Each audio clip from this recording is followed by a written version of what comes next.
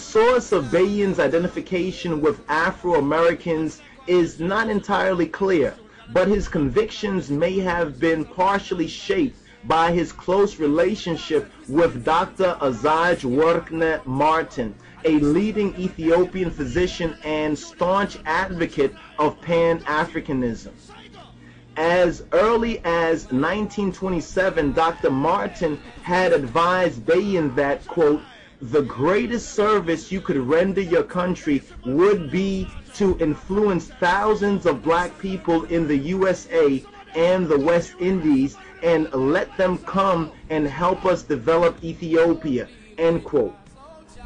It is, of course, possible that BAYEN was also inspired by the nationalistic Garvey movement, which was reaching its peak when he arrived in the United States during the early 1920s. Finally, like other Africans studying in the United States during these years, BAYEN was probably becoming well acquainted with Afro-American institutions, leaders, and thought. Whatever its origins, BAYEN's Pan-Africanism was more than just an attitude of mind. He fully realized the practical benefits that could result from international black brotherhood. Thus, between 1930 and 1935, BAYEN followed Dr. Martin's advice and arranged for several highly skilled Afro-Americans to be invited to Ethiopia by the imperial government as advisors. In 1930, BAYEN took Hubert F. Julian, the HARLEM aviator, to Ethiopia.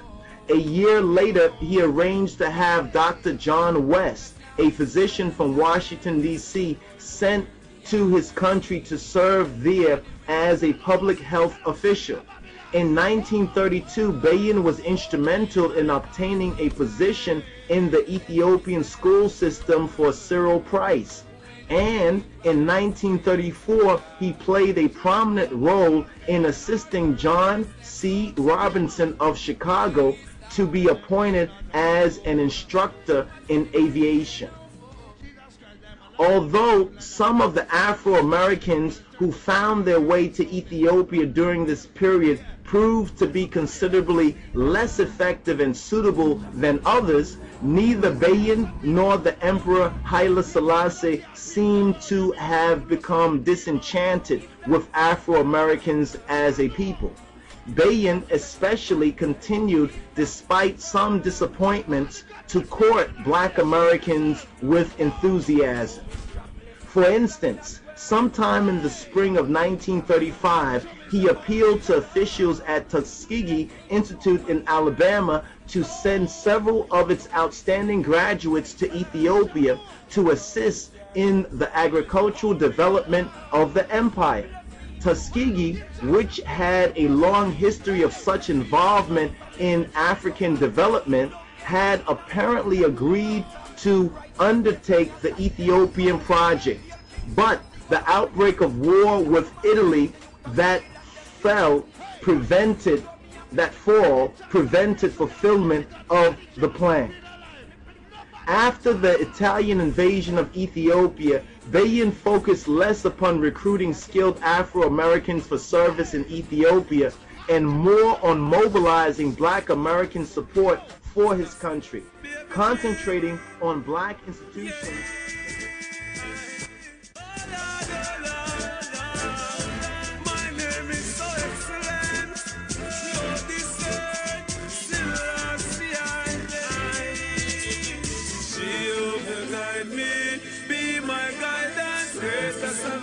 For me, Jehovah guide me, be my guidance, no they could never stop me. I'm on the rock, higher than higher than Jehovah guide me, I'm on the rock, go tell my enemy, I'm on the rock.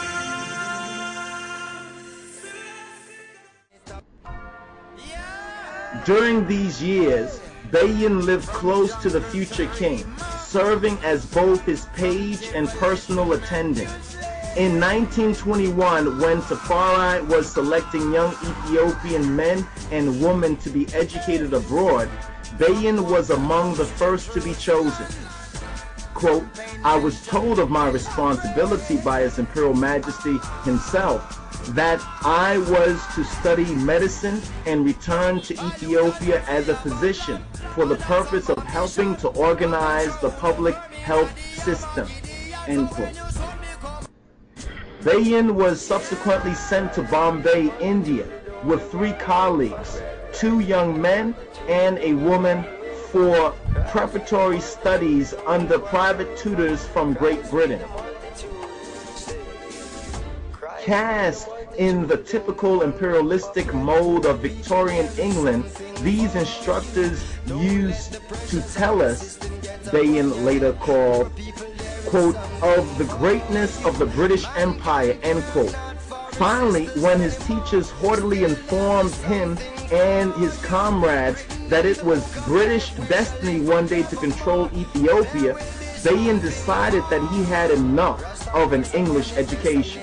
After discussing the matter, he and his friends concluded that, quote, America was the only country that would never try to rob us of our country. Therefore, it would be best to go there, end quote. The tiny group thereupon prevailed upon their benefactor, Ras Tafari, to permit them to pursue their studies in the United States, where imperialistic designs on Africa seemed absent. Much to their probable relief and delight, the students' request was granted. Thus, within the short span of 1 year, they were preparing to travel to yet another far-off land of whose existence most of their countrymen were only dimly aware. Shortly thereafter, in the company of an American missionary to Ethiopia, BAYEN set sail with 2 of his colleagues for the United States. The young woman had died in India. The 3 students arrived in America in April 1922, carrying with them a personal letter of introduction to President Warren G. Harding from Ras Teferi, by now heir apparent to the Ethiopian throne. Because of their impressive credentials from the Ethiopian region, the trio was permitted to meet Mr. Harding, who urged the Africans to enroll at his alma mater, Marietta College.